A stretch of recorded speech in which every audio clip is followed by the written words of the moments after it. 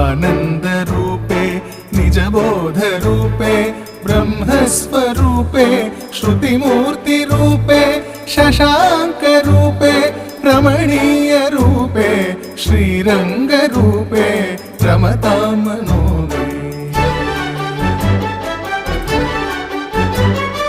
कावेरी तीरे करुणाविलोले मन्दारमूले धृतचारुकेले दैत्यान्तकाले अखिललोकलीले श्रीरङ्गलीले रमतां मनो मे।